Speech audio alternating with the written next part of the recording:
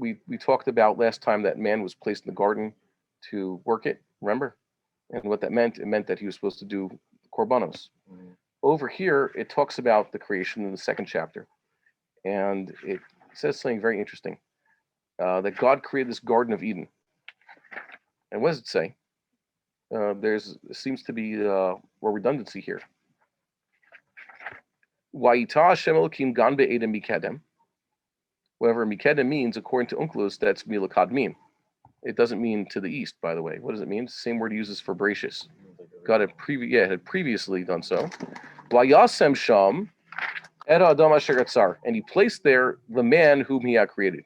And we saw that the diuk of Rashi and others is that he placed him there because man had not been created at the Garden of Eden.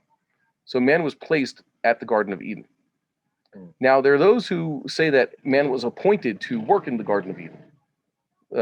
And I don't think that's the case here. Rashi doesn't say so. Not all of them of HASHEM say this. Why don't I think it means like Vayasem al? It says Achashverosh put Esther upon. Vayasem Achashverosh, and it's terrible called al. Okay, something or other. Usually when it says an appointment, it uses the preposition there, the al. So in this case, it doesn't mean he appointed there. It means he brought him there. And then it talks about the rivers and the trees. And Nahar Yotzei Me'eden. And then it says, Waykach Hashem Elokim et ha'adam. He took the man. Wayanichehu v'gan Eden lo'ovdo l'shomra. And Wayanichehu lahaniach with a dot and the nun is sometimes to place him there. So it seems that yes, we already knew man was in the Garden of Eden. It says that God created man, and then after God planted this garden, it says Vayasem sham et ha'adam asher yatzar. And now it says God took him there and let him be there. So what do these verbs mean? There's a little bit of redundancy. We already knew he was supposed to be there. So here it tells you it's his purpose he's doing there. More than that, like Rashi says, Vayikach doesn't mean he just took him by the hand. Throughout the Torah, what does kicha mean? This verb, to take, someone taking another person. What does it mean? In marriage is just a subcategory of what this verb means. It says Vayikach Korach, Vayikach Avram et Sarai ish tov et lo ben achiv. They're like separated, right? Nope, not even separated. What the verb that Rashi keeps saying, and what seems to be all the case, there's a new Hebrew word for this. It means to talk someone into it. Kicha bidvarim. And that's why always Onkelos translated it as udvar. Udvar Hashem Elokim. He used his words to talk him into it. Or what they call in English persuasion, to convince someone. And in Hebrew, the modern verb is shichnua. Shin kaf nun vav ayin. You've heard these words. L'shachnia means to try to persuade someone or to convince someone.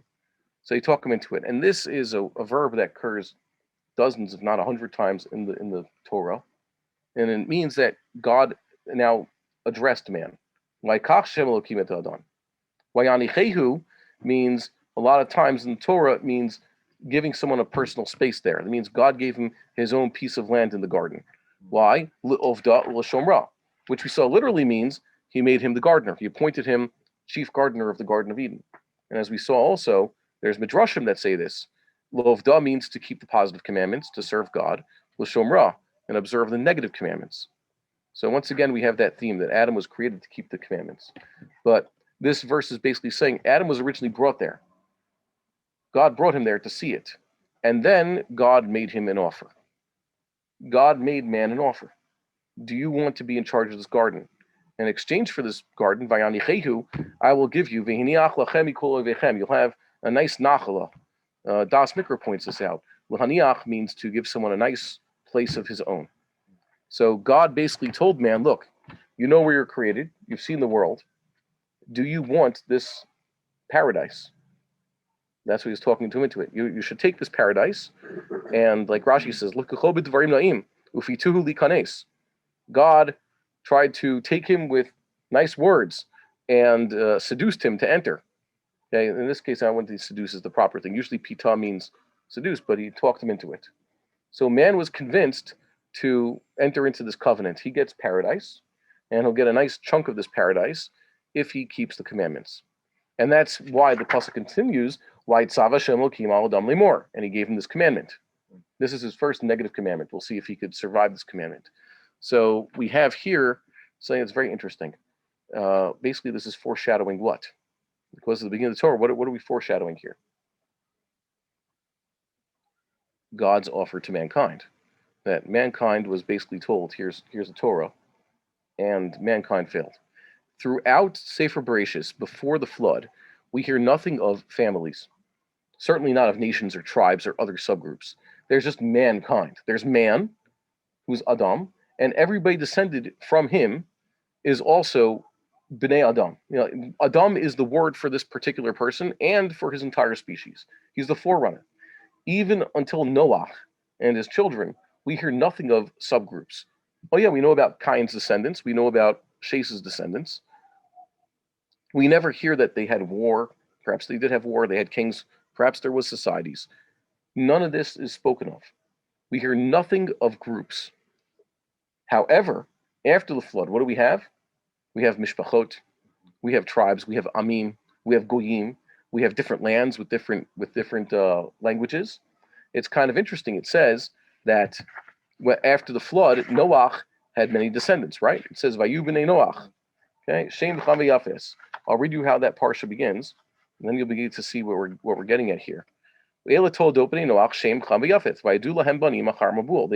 after the Mabul. And then we have this whole list of 70 nations that descend from all of them. The Mishpachot became Goyim. And you know that these 70 nations, Chazal, so the 7 primordial nations all have their own land, and they all have their own language. And then we have the Tower of Babel, and God basically disperses them.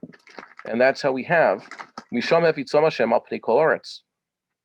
He mixed up their languages. So we have this idea, I think some political commentators said this, that's what makes a nation. There's borders, language, culture.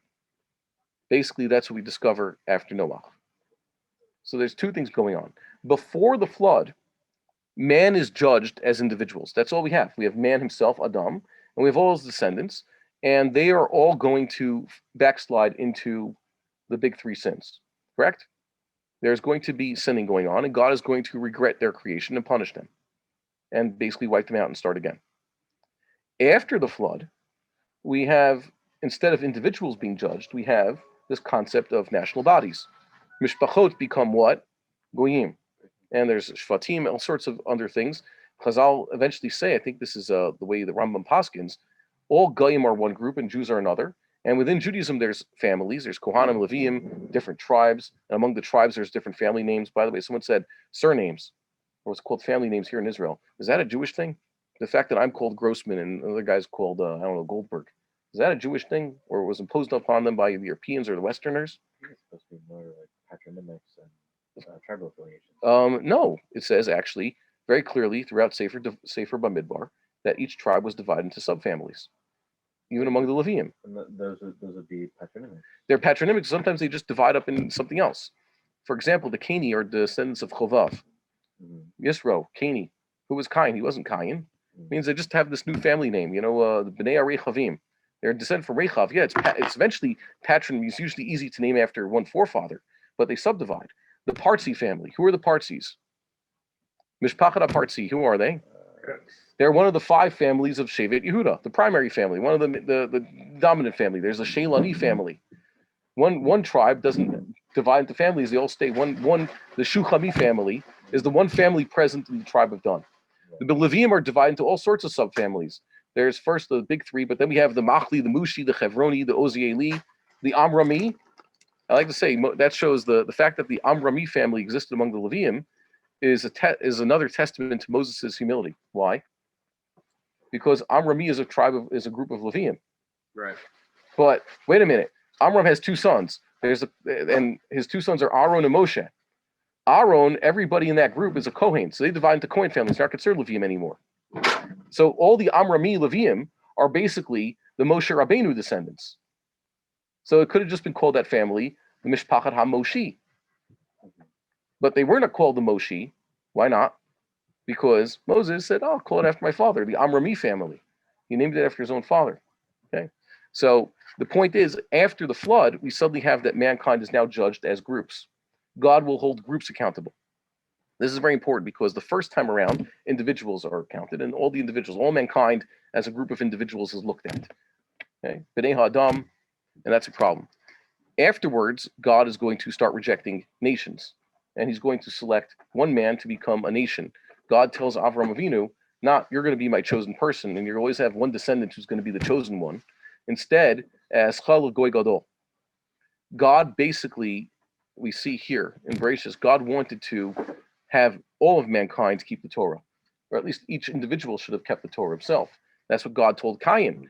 You have a Yetzer Hara, you can control your Yetzer Hara, right? That's what He told him. He's looking for you, so you could dominate him, just like the woman. She says, her punishment is, you're trying, always looking to kiss up to your, if I could use that term, kiss up to your husband. She's always trying to, find favor in her husband's eyes, right? So men can dominate women that way. That's in this week's parsha. That's part of the curse to Eve, right? And the Yetzer Hara is the same curse to man. That is, the Yetzer Hara is always looking to entrap men, so we can control the Yetzer Hara. That's what God told him. Read what Rav Hirsch says about that. It's a very nice commentary there. Man was given this chance, and man failed. Individuals and then nations in particular. God tested the Goyim, so to speak. Eventually saw that, okay, I can't wipe them out. What am I going to do? I'm going to have to create an own people. And instead of offering the Torah to mankind as a whole, what am I going to do? I'm going to give the Torah specifically to one chosen group who are more qualified to have the Torah, and they will justify mankind.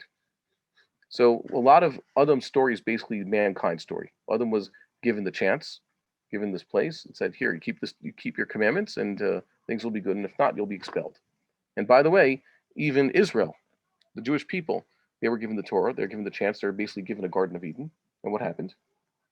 When they failed, they were punished and driven out. And now we're trying to recover. At least man wasn't given a second chance. But eventually, you okay? Good. Okay. Eventually, man was given a second. The Jewish people were given a second chance and a third chance. I hope we don't blow our third chance now.